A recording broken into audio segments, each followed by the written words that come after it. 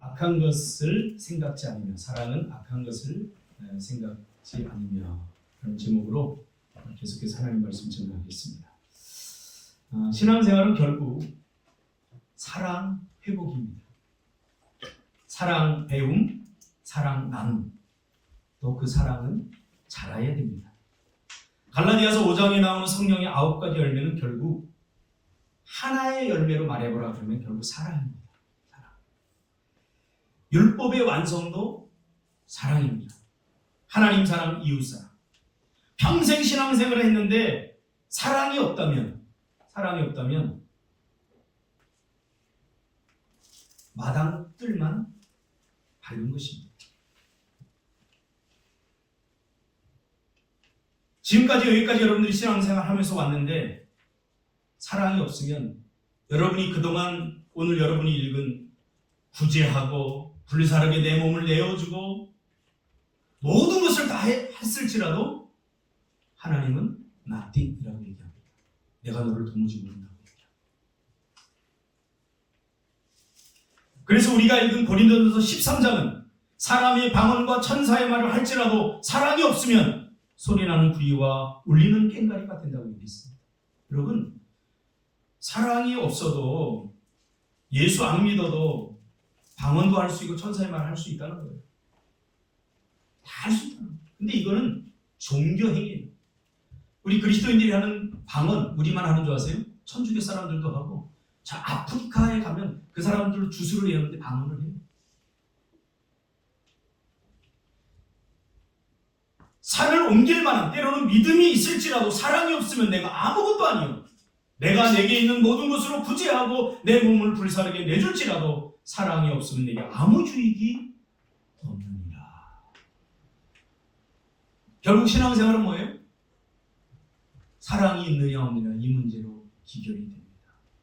그래서 마태복음 7장 21절에서 예수님은 조금 다르게 이걸 표현했죠.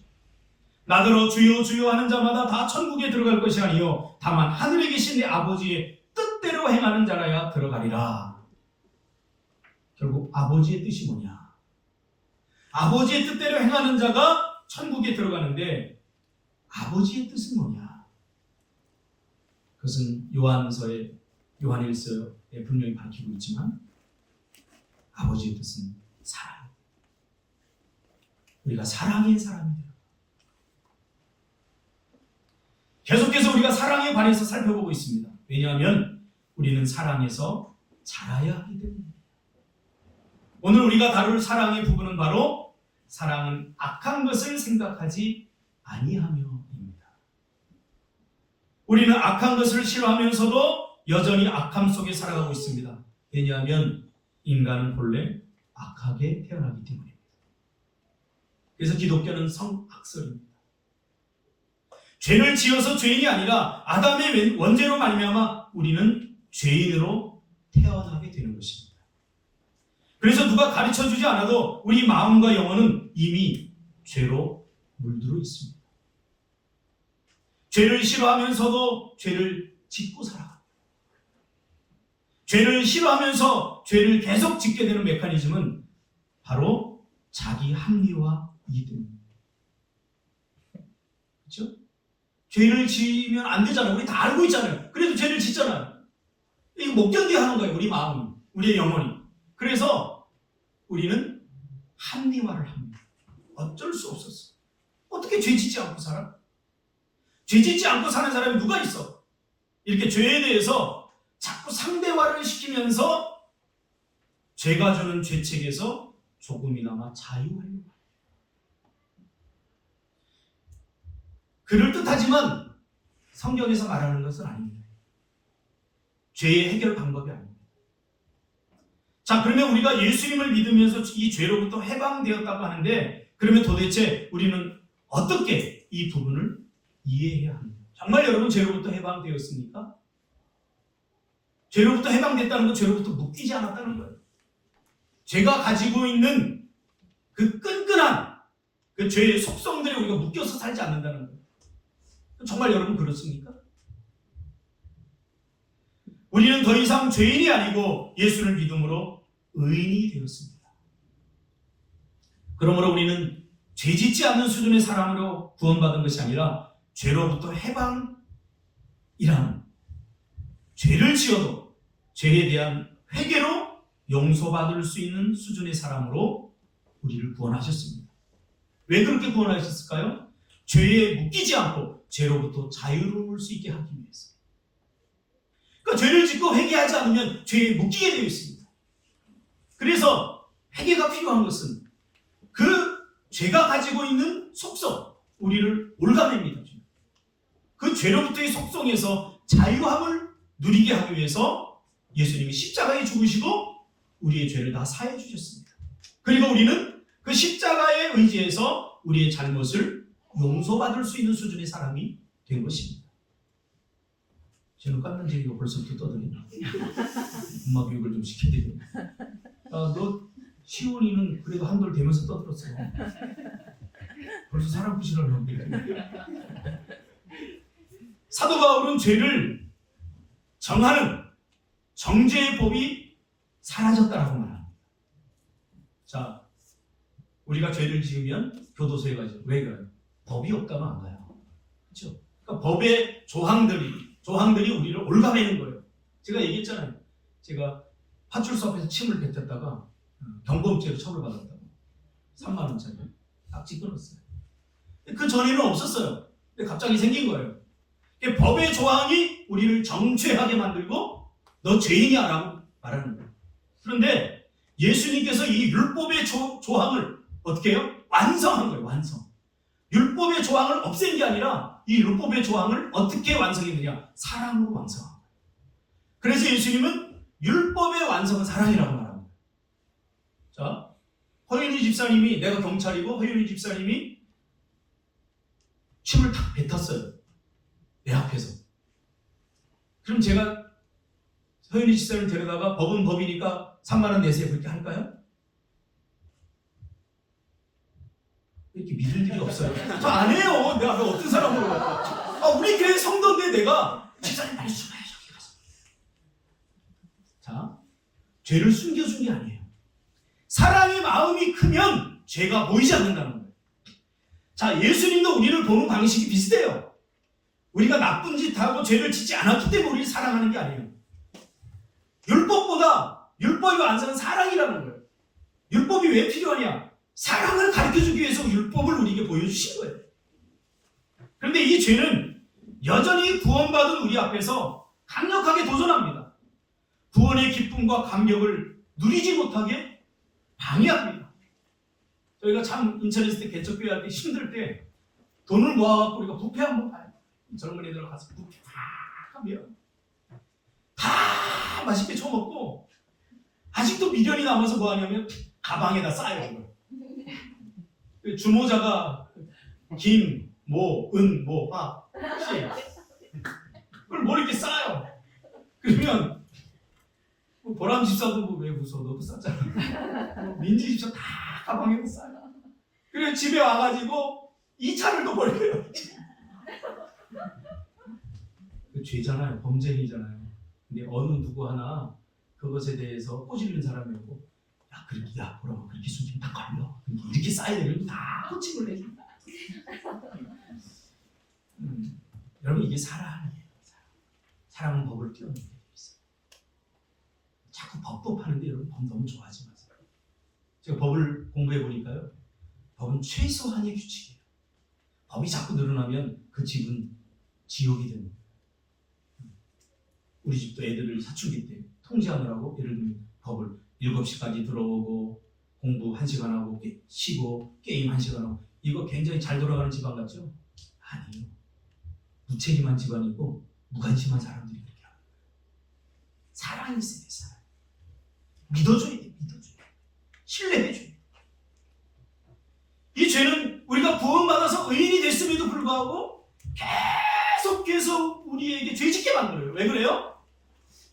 구원의 기쁨과 감격을 누리지 못하게 하기 위해서입니다. 우리가 이미 구원받았지만 여전히 우리가 하나님의 방법대로 살지 않고 말씀대로 살지 않으면, 죄짓고 살면 구원의 기쁨과 감격을 누리지 못해요. 왜요? 죄는 우리를 구속하기 때문에. 죄의 대가를 우리가 이 땅에서 얽매이게 하기 때문에.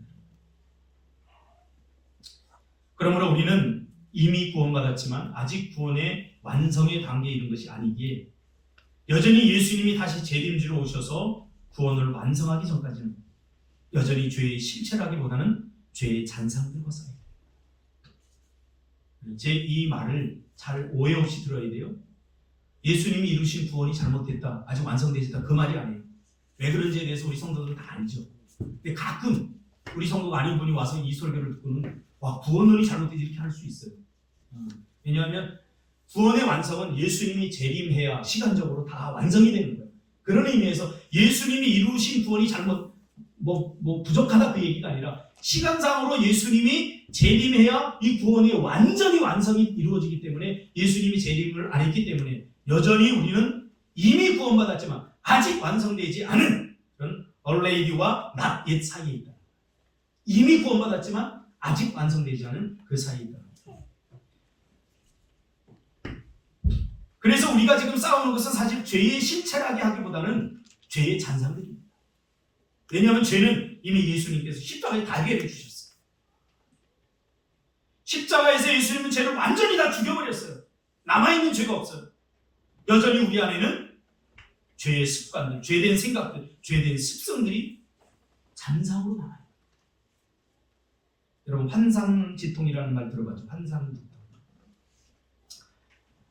이렇게 내가 두 팔과 두 다리를 멀쩡하게 하고 살다가 어느 날 사고를 당해서 여러분 팔이 잘렸다고 생각해보세요. 이만큼 잘렸어요. 그러면 이 팔이 잘려 나간데도 불구하고 내 온 신경계와 정신, 마음은 과거에 내 살아왔던 경험이 있기 때문에 이 팔이 여전히 있는 것처럼 지각을 한다는 거예요.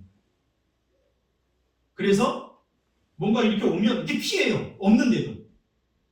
이미 나에게 익숙해져 있어요. 그래서 아프면 이것도 같이 아픈 거예요. 이 팔도 같이. 손가락이 아프대요. 손가락. 이미 없는데도. 이게 뭐냐면 환상지통이라고 해요. 요즘 어디까지 의학이 발전되냐면 이 환상지통도 한 40% 정도는 치유가 된대요. 어떻게? 심리적인 요법을 써서 약물을 써가지고 이 내 온 신경이 그동안 살아왔던 그 모든 방법대로 지각을 하고 인식을 하고 사고를 해요. 근데 없는데도 똑같이 인식을 하는 거예요. 죄도 마찬가지예요. 이미 십자가에서 예수님께 다 해결해 주셨지만 이미 우리는 의인이 됐지만 그럼에도 불구하고 우리는 가끔 환상지통을 느껴요. 죄의 잔상들로 인해서 죽을 것 같은 상황에 빠지기도 하고. 그렇죠? 여러분 예수 믿고 구원받으면 그 구원이 왔다 갔다 하지 않아요. 난 너무 안타까운 게 뭐냐면 왜 이단들에게 빠질까요? 우리가 바보라고 생각하죠? 우리 다 바보들이에요. 도대체 말씀에 관심들이 없어요. 아니 도대체 왜 제임스 같은 애들한테 빠지냐 말이에요.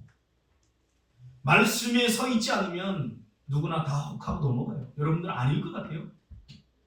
제가 경험한 이단에 빠진 사람들의 대부분 굉장히 똑똑한 사람들, 말씀에 갈급함이 있는 사람들이에요.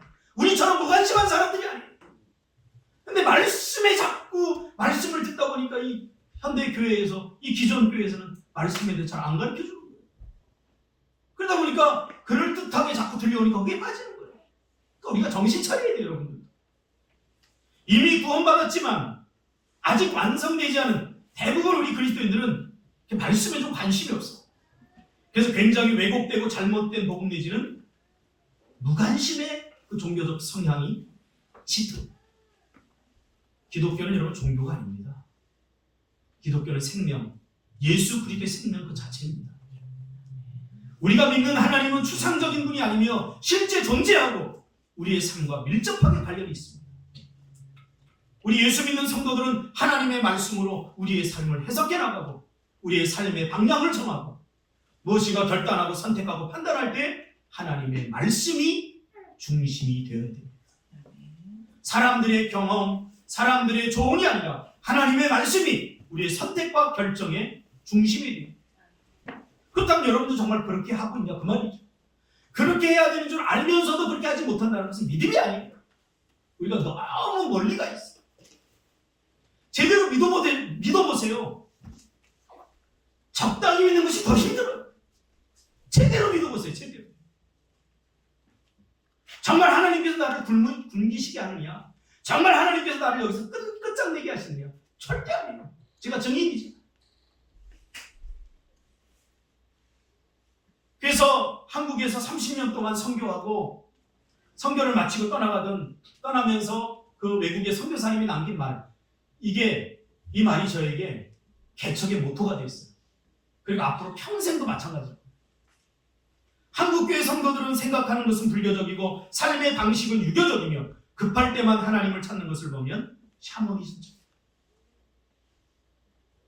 우리의 관심은 온통 지금 여기서 잘 사는 거예요.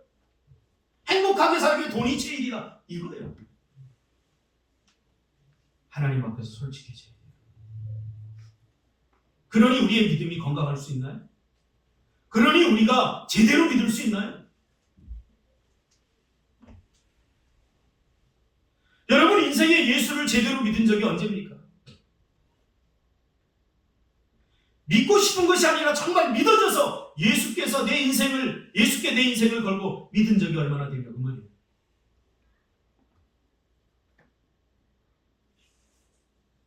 하나님은 예수님을 믿음으로 다시 하나님의 형상을 회복시켜 주셨습니다. 하나님은 우리를 로봇처럼 만들지 않았지요.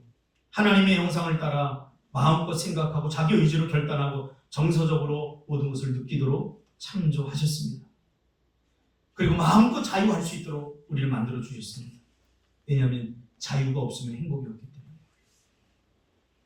하나님 앞에 솔직히 내 마음을 내려놓고 여러분 질문해 보세요. 난 정말 예수 믿는 사람인가? Do you believe in God? 물어보세요. 정말 믿는 사람입니까? 정말 믿는 사람이 이렇게 살면 안 되잖아요. 모든 것을 버리고 제주도로 떠나올 때 정말 저를 걱정해 줬던 사람들이 나한테 조언해 준 말은 전부 다 성경적이지 않고 전부 다 자기 생각들, 자기 경험들이었어요. 그래서 제가 뿌리칠 수 있었어요. 그래서 신앙은 기초가 중요합니다. 하나님의 말씀으로 우리의 생각과 우리의 삶을 풀어가는 묵상의 시간이 필요합니다. 저는 아무리 생각해도 준석이가 믿음을 보고 결혼했다고 하는데 나는 얼굴을 보고 결혼했다고 확실히 믿습니다. 믿음이 어떻게 들어가요? 짧게. 우리가 믿음이라고 하는 것은 교회 다니니까 교회 다닌다고 다 믿을 수 없어요. 적어도 구원에 관해서. 저도 마찬가지예요. 제가 여러분 우리 성도들을 사랑하지만 적어도 구원에 관해서만 저는 날마다 의심합니다. 저분이 정말 구원받은 사람이에요. 교회 다니니까 다 구원받았겠지. 그렇게 생각하는 목사는 멍청한 목사, 가짜 목사예요.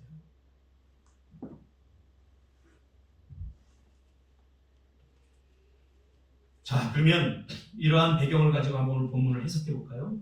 사랑은 악한 것을 생각하지 아니하며 라는 문장을 한번 분석해 보면 사랑은 뭐라고요? 악한 것을 생각하지 않는 거랍니다. 그러면 악한 것이 의미하는 것이 뭘까요? 여기서 악함과 생각하지 않는 이 두 가지를 우리가 따로 놓고 한번 생각해 볼까요? 사랑은 악한 것을 생각하지 않는 거다. 민욱이 할렐루야? 민욱이 얼마나 이쁜지 참는데 졸라 걸렸어요. 잘 들어야 돼. 너무 중요한 거야. 이런 거. 이 첼로 할 때는 막 눈빛이 사는데 할렐루야. 어제 늦게 잤어? 아 괜찮아. 너 또 졸아도 이뻐. 거기 누워서 자 주무시. 엄마 이렇게 무릎 베고 주무시. 자격이 되는 자격. 사랑은 악한 것을 생각하지 않는다. 자, 두 개로 나눠서 생각해 봅시다. 그럼 악한 것이란 뭔가? 여기서 악이라고 한 단어는 카코스라고 하는 단어를 썼어요. 악. 이 말은 나쁜, 악한, 피해, 남에게 피해 주는 거예요. 미움, 상처, 이 분노, 억울함, 이 모든 것들이 다 포함돼요. 그러니까 이 세상에 존재하는 모든 다양하고 광범위한 악을 총칭하는 단어가 바로 카코스입니다. 여러분이 저 악해, 나쁘다라고 말하면 다 카코스의 범위에 들어가는 거예요. 자, 오늘 본문에 나오는 이 악이라는 단어는 이 카코스의 어원을 둔 카키아라고 하는 단어입니다. 카키아. 이 카키아는 이 악들 중에서 어떤 악을 말하냐면 내 마음 속에 있는 내면의 악을 말합니다. 내면의 악. 잘 드러나지 않는 악이죠. 내가 누군가를 미워하는데 겉으로는 보람아 잘했어. 아까도 피아노 틀려서 사실 화났거든. 겉으로는 어떻게 해야 돼? 괜찮아 이렇게 하는 거야. 이게 뭐냐면 카키야. 저 인간 죽었으면 좋겠다 그러는데 겉으로는 그렇지 않은 척하는 이 마음속에 있는 카키야. 내면이야. 그럼 십자가는 이 내면의 악까지 다 해결해 주셨다. 근데 우리는 드러난 것만 잘못이라고 말하죠. 내면에 은밀하게 매복하고 움츠려 있는 악을 우리는 카키아라고 말합니다. 그런데 이 카키아를 사랑은 생각하지 않는다고 했어요. 생각하지 않는다. 이 생각하다라고 번역된 이 말의 의미는 뭐냐면 치밀하게 상상하고 계산하고 꼼꼼히 따져보고 헤아려보다 그런 말이에요. 그러니까 악한 것을 생각하지 않는다는 것은 이 단어를 추정해서 문장을 연결해 보면 나의 내면의 악한 것을 의식적으로 치밀하게 상상하고 꼼꼼히 따져보고 헤아려 보지 않는다는 거예요. 왜 이렇게 지금 사도 바울이 이런 단어까지 쓰면서 이 악에 대해서 이렇게 드러낼까요? 지금 고린도전서에서 다루고 있는 사랑이라는 의미와 연결해서 생각해 보면 사도 바울은 고린도 교회의 문제를 처음에 딱 접하고는 그 문제를 어떻게 하면 해결할까? 사실은 갈등이었어요. 고린도 교회 문제의 핵심은 뭐냐면 갈등이었어요. 사람들 간의 갈등.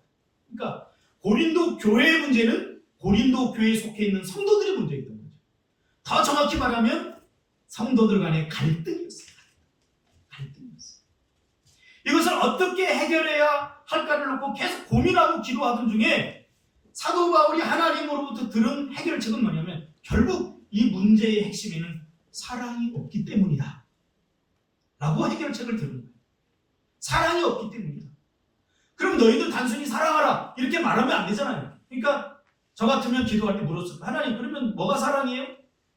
그러니까 하나님께 기도하면서 하나님으로부터 받은 성경이 하나님의 인스피레이션을 통해서 하나님의 감동을 통해서 우리에게 주신 말씀이기 때문에 한 인간의 어떤 상상이라든가 한 인간의 어떤 서술적인 그런 탁월함에 의해서 나온 게 아니라 하나님의 영을 통해서 인스피레이션을 통해서 나온 것이기 때문에 성경이 지금 이 사랑에 대해서 우리가 언급하는 모든 것들은 하나님께서 우리에게 가르쳐주신 해결책이라. 결국 뭐예요? 사랑이 없어서 그래. 다른 사람을 막 위하는 것 같지만 속으로는 뭐예요? 저 사람 안 됐으면 좋겠다. 미움, 시기, 질투가 왜 생겨요? 다 상대적이고 관계적이고. 그리고 내가 잘 되면 하나님이 원하는 대로 나에게 복을 준다면 미움, 시기, 질투가 생길 이유가 없어요. 모두가 다 잘 살고 그렇다면 모두가 많이 배웠다면 미움, 시기, 질투가 생길 이유가 없어요. 그래서 결국 고린도 교회 성도들의 관계적인 문제라고 생각을 하죠. 서로 간의 관계. 사랑만이 해결할 수 있다. 여러분 고린도 교회가 얼마나 영적으로 고린도 교회가 얼마나 교회적으로 성장하고 부흥하고 탁월했던 교회인지 아십니까? 은사적으로도 수많은 은사들이 있었고 소위 말하는 부흥하는 교회였어요. 고린도 교회는. 그런데 사도 바울의 눈에 비친 하나님의 눈을 통해서 사도 바울의 눈에 비친 고린도 교회는 이게 병들었다는 거죠. 시간이 흐를수록 어떻게 해요? 성도들의 내면이 병들어가고 있다. 그래서 오늘 본문의 사랑은 악한 것을 생각하지 아니하며 이것을 좀 시적으로 제가 번역하면 이렇게 번역할 수 있어요. 사랑이란 타인으로부터 받은 상처나 아픔, 비난, 고통으로 인해서 그에게 혹은 타인에게 고의적으로 마음속에서 복수하려고 칼날을 갈지 않는다는 뜻입니다. 누구에게 아픔을 상처를 받거나 누구 때문에 내가 잘못됐다고 생각하면 어때요? 우리 인간은 반드시 복수하게 되어 있어요. 내가 보자. 그러니까 사랑은 악한 것을 생각하지 않으면 이 말은 사랑은 복수하지 않아요. 상대방이 나에게 준 상처 때문에 상대방이 나에게 준 아픔 때문에 상대방이 나를 무시한 것 때문에 나는 그를 복수하지 않는다.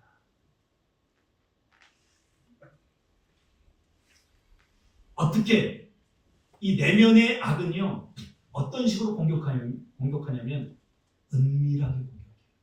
이걸 심리학에서는 수동적 공격성이라고 합니다. 겉으로 공격 안 해요. 은밀하게 공격해요. 저희 집사람도 저를 은밀하게 공격하거든요. 제가 좀 싫은 소리 하면 설거지 소리 그릇이 막 설거지 숟가락 막 저는 공격받아요. 주부들이요, 남편들을 그렇게 공격하지 마세요. 은밀한 공격성. 내가 받은 아픔이나 상처 이런 것들을 보이지 않게 수동적으로 공격합니다. 끈적끈적. 여러분 지금 다 경험이 있으니까 다 끈적끈적하죠. 제가 상담했던 한 친구는 엄마가 아버지가 돌아가시고 엄마가 이제 다른 남자하고 재혼을 했어요. 재혼한 일이 여러 가지로 못마땅합니다. 아니 그럴 수가 있어 이 배신자 이러면서 되게 못마땅합니다.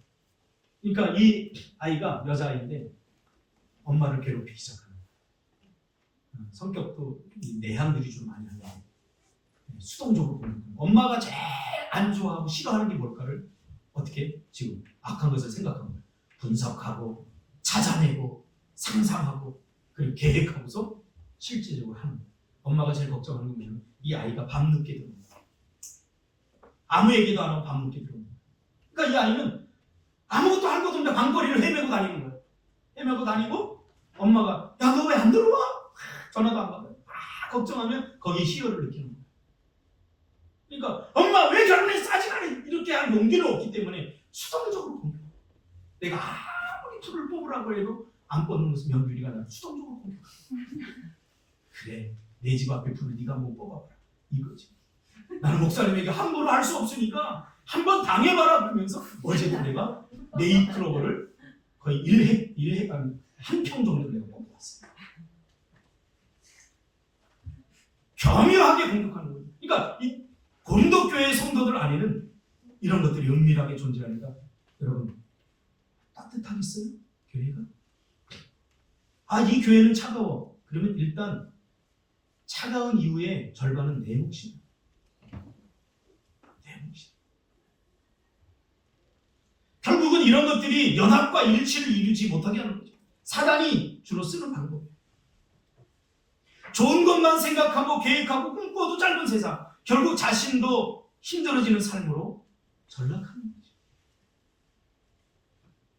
결국 뭐예요? 사람은 복수하지 말라는 거예요. 하나님 나라의 통치자이신 하나님은 당신의 나라를 통치하기 위해서 법이 필요했어요.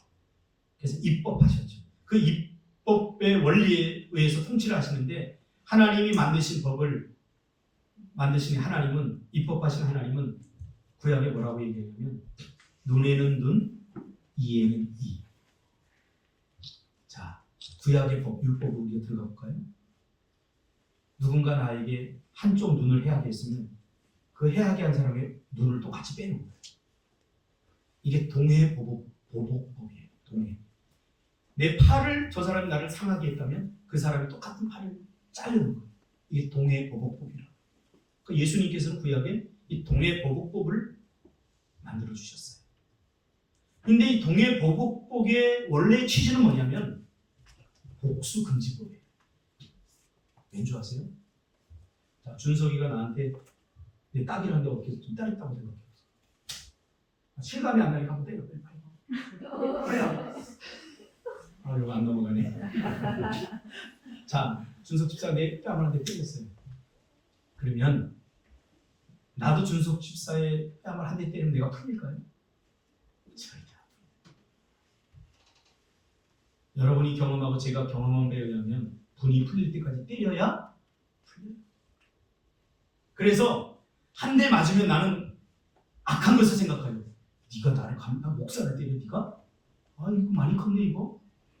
저걸 어떻게 하면 아주 그냥 한 방에 보내지? 하면서 악한 것을 계획하는 거예요. 생각하지 말았는데 계획하고 준비하고 최대한 망신 주고 최대한 한 번에 보낼 수 있는 방법을 내가 생각합니다. 무섭지?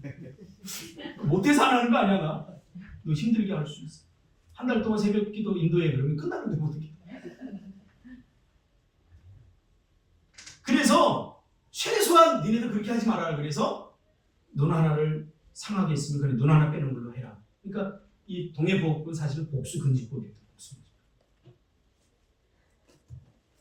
내 이웃을 사랑하라 하는 것도 복수금지법의 한 부분입니다. 근데 예수님 당시 율법사들은 원수를 미워하라는 것과 결합해서 가르쳤습니다. 사랑할 만한 사람들은 사랑하고, 다시 말하면 율법을 지키는 사람들은 사랑하고 율법을 지키지 않는 사람들은 미워해도 된다. 이렇게 가르쳤어요. 율법사들. 그러니까 잘하는 사람들은 쉽게 말하면 사랑받을 만한 짓을 하는 사람은 사랑해도 돼. 그런데 사랑받을 만한 짓을 안 하는 사람은 사랑 안 해도 돼. 율법사들은 이렇게 가르쳤어요.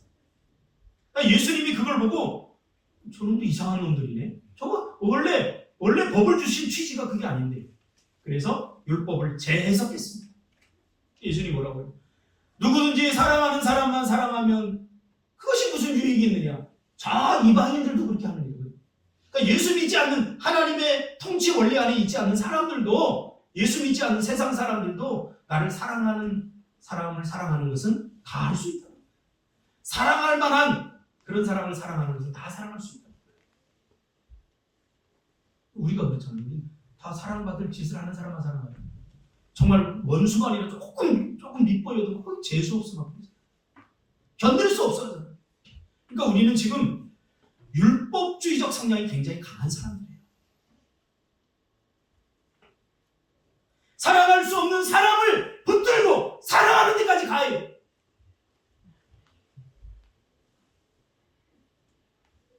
못된 짓을 한 사람을 아주 철저하게 망가뜨리는 것이 복수를 통해서 망가뜨리는 것이 유대교적 율법의 정신입니다. 멘탈리티. 그러니까 그들은 뭐예요? 분노와 복수심, 증오로 가득 찬 거죠.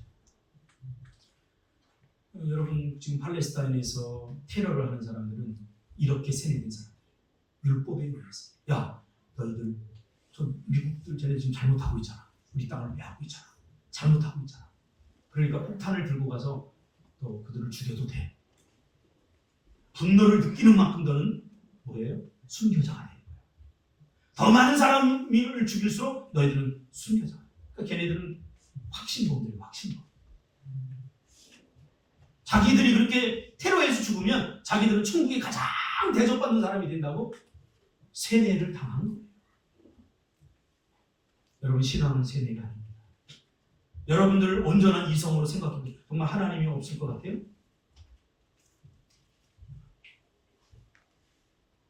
믿음으로 살지 않아도 될 것 같아요? 그럼 제대로 된 이성으로 한번 생각해봐요. 그러면 결론으로 그러면 사랑하라고 했는데 정말 우리는 사랑할 수 있나? 하나님의 말씀을 들을 때마다 충돌을 일으킨다고 했잖아요. 왜? 우리의 현실은 그렇지 않아. 사랑할 수 없는데 자꾸 하나님 사랑하라고 하니까 너무 힘든 거야. 그래서 우리는 어디로 가냐면 내가 복음을 만들어요. 나는 이 정도 수준에서 신앙생활 할 거야. 그래서 이 정도 자기가 원하는 수준, 자기가 원하는 환경에서 신앙생활 해요. 다들 이렇게 가요. 제대로 구원의 은혜, 복음의 은혜, 하나님의 은혜를 제대로 맛보지 못해요.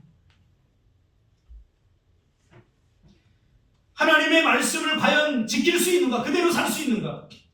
제가 늘 이야기하잖아요. 신앙은 결론에 서는 것이 아니에요. 지킬 수 있느냐 없느냐를 묻지 말고 내 인생의 방향을 거기에 두고 걸어가야 돼요. 하루에 한 걸음만이라도 걸어가야 돼요. 이게 건강한 신앙. 여러분들 그럴 거예요. 박 목사 좀 매일 저렇게 떠들대고 막 그러는데 지는 그 말씀대로 사랑제로 있잖아요. 말씀대로 못 살아요. 그러나 신앙은 지향이에요. 실패하면 또 다시 그 자리에 서서 일어서서 걷고 넘어지고 또 일어서서 걷고 우리 인생의 방향이 어딘가가 중요해요. 여러분이 대한민국에서 가장 존경하는 목사님들 교회에 가서 1년만 신앙생활 해보세요. 다 저처럼 이렇게 형편없고 다 속고 있는 거예요. 그러니까 누구 때문이 아니라 우리는 신앙을 정확하게 하나님의 말씀에 토대를 둬야 돼요. 그래서 이 말씀 다음에 마태복음 7장 다음에 뭐예요? 신앙의 기초에 대해서 유일하게 말해줘요. 신앙의 기초는 뭐냐? 나의 이 말을 듣고 행하는 거다라고 했어요. 조금 더 쉽게 설명할까요? 지금 우리가 구원 받느냐 못 받느냐, 우리가 정말 하나님의 백성이 아니냐, 여러분의 입술로 또 여러분이 지금까지 해온 신앙생활, 종교생활 이런 걸로 증명이 절대 안 돼요. 다 그거 주여 하는 거예요. 중요한 건 뭐냐면 열매. 사과나무는요, 사과나무 열매를 맺음으로 사과나무라는 걸 증명해요. 열매도 못 맺으면서 매일 나는 사과나무야 우겨봤자 증명할 길이 없어요. 방법이 없어요. 그래서 우리는 겸손해야 돼요. 나 구원받아서 뻔뻔하게 말할 수. 지금 고린도 교회가 그것 때문에 문제가 생긴 거예요. 방언하는 사람, 방언하지 못하는 사람들을 놓고 너 구원 받았느니 못 받았느니 이러고. 어쩌면 우리 가운데 제일 믿음이 없다고 생각하는 그 사람이 하나님 나라의 제일 큰 사람일 수 있어요. 어쩌면 여기 서 있는 내가 제일 형편없는 사람일 수 있어요. 그러지 않기를 바라지. 우리가 정말 다른 사람의 처지의 형편을 잘 이해하려고 하나요? 절대. 죄송합니다. 고백을 하나. 제가 밑에 보면 이거 고기 구멍 통 있잖아요. 통이 있어요. 한 번도 안 쓴 거거든요. 우리 제자들이 정말 고기 구멍 넣는다고 자기들이 돈 모아갖고 한 번도 안 쓴 거를 이렇게 사놓고 다른 게 있어 그거 쓰고 저걸 안 썼어요. 그래서 밑에 보관하고 있는데 어떤 분이 저한테 아무렇지도 않게 목사님 저거 좀 빌려주세요 그러는 거예요. 생각이 복잡해지는 거예요. 왜냐하면 저거 안 빌려줬다면 또 무슨 소리 들까? 목사가 저런 것도 안 빌려준다. 있으면서 안 빌려. 별소리 다 할 거예요. 근데 그거 한 번도 안 쓴 거거든. 이걸 한 번도 안 쓴 것다고 얘기하기도 좀 그런 것 같고. 이렇게 우리의 삶은 복잡하고 다양해요. 누구에게 뭔가를 해서 그 사람이 노하면 오해하지 말아요. 다 이유가 있어요. 다 이유가 있어요. 말하지 못해요. 저 여기서 목회하는데 어떤 분이 이제 축도하는 거 보고 축도는 그렇게 하면 안 된다고 집사님이 축도는 이렇게 했으면 좋겠다고 저한테 1시간 동안 얘기했어요. 내가 그 얘기를 들으면서 이 아주 뭐가 막 하나지 뭐가 나오지 참았어요.